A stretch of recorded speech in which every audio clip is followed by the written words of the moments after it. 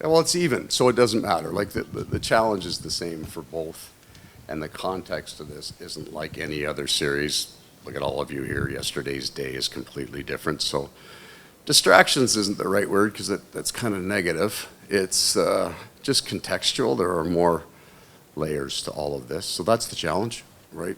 Get your group as mentally focused as you can with all the extra energy that's around. And then the first game is really important for that, but also it's really the start in terms of the building blocks and the learning process that both teams will go through for the rest of the series. Left side, third row. You put together a game plan in the 2021 playoffs that was extremely effective at limiting McDavid and Draisaitl. How have those two players evolved since then, and how has a coach game planning for those players evolved? It's completely different and of absolutely no value to us now.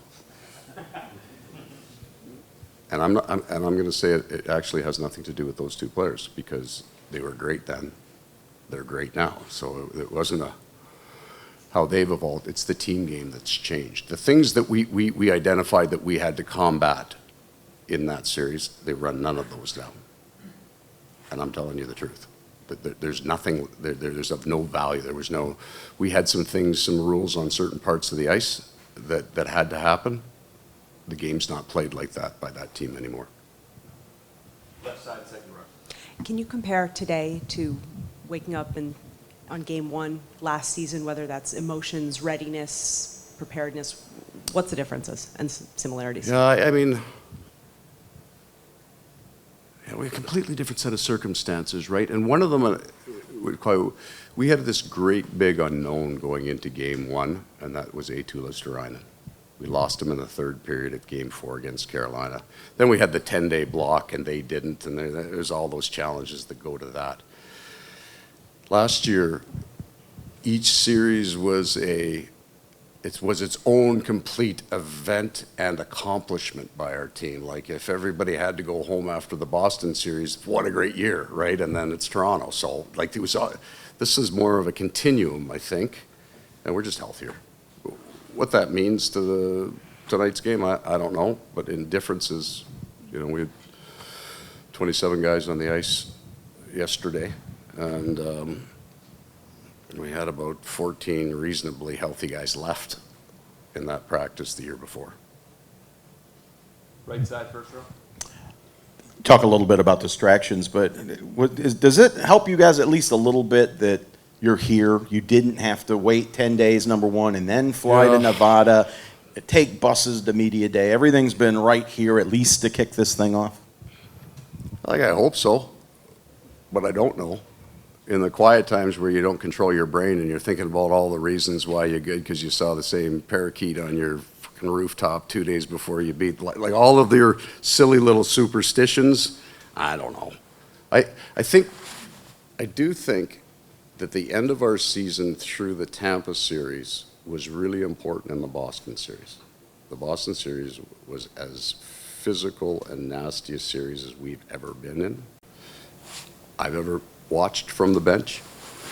And we were in the state of Florida for almost a calendar month before they do that. So we didn't go in fatigued. And I think that was an advantage there.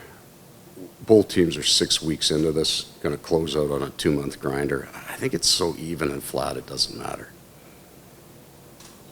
Left side, fourth row. Paul, what's the biggest challenge in defending their power play? Is it simply the talent that they have, or do they do things structurally that are a bit different than, say, what you saw last round? I would say it's more off structure that's danger. Everybody has a structure. They have more motion. So it's off structure. It's almost the creativity part. They aren't casual. That's not the right word. They aren't loose in terms of they're not all dynamic, no structure. Very structured. But at the end of the day, it's what happens in motion. And you saw the first goal in Game 6 against Dallas. That would be specifically what I'm talking about. Everybody's in the right spots, they're in the right spots. 97's in motion. You know exactly where 29's going to be, but the motion is the challenge. Right side, second row. Knowing that you're not always a big fire, brimstone speech guy, when you walk into the room tonight, do you know what you're going to say, or do you kind of figure it out in real time by the feel of the room? I know the feel I want to leave the room with right now. I haven't picked the words yet. And I probably, that won't come till later in the day. I don't schedule those other things. It all has to be by feel. It would be more likely less early than more. They don't need me to say a word to them, right? Like everybody's wired. You don't need coffee before the game. Everybody's wired. Get in, get out, drop the puck. I'm wearing a suit, so it really don't matter. We'll take 2 more questions, left side, second row. Paul, curious your thought on the role mental coaches and sports psychologists play in getting these guys to this stage, and maybe how that discipline has changed since you first entered the league. Well, maybe it falls in line with the gap in the change in technology in our game since I came in. So I'm in Hartford. My first job as an assistant coach was to inventory the video operation. 6 VCRs, 4 TVs. And that's spread over 2 buildings. That was our entire audiovisual department to what we have now. The idea of anything mental when I came in was a complete negative, right? Nobody was talking to somebody. Mental health was never a positive word. It was just, I don't think those 2 words were put together in the game of hockey, other than the guy was mental on the ice. And now it is, I think it started to be a positive, right? You saw mental skills coaches, but they didn't want to use mental health, right?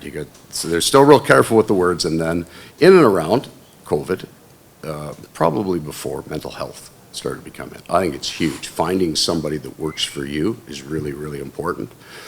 We have Dr. Derek Anderson in-house on call here. He's here just about every single day.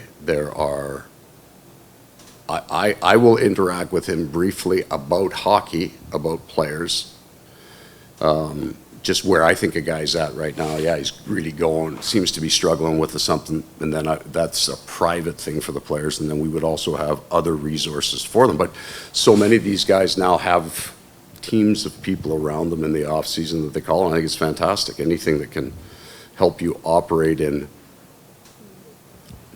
a non-military pressure environment. There are way more pressure jobs than 2 hockey teams playing for the final, right? Like contextually, it's not that tough. We'll probably all get to the rink on time. But to have people around those guys helping them navigate through that, I think is great. Last question, left side. Just double checking, no changes, everybody's good to go tonight? Yes, thank you for that. All right, see you guys.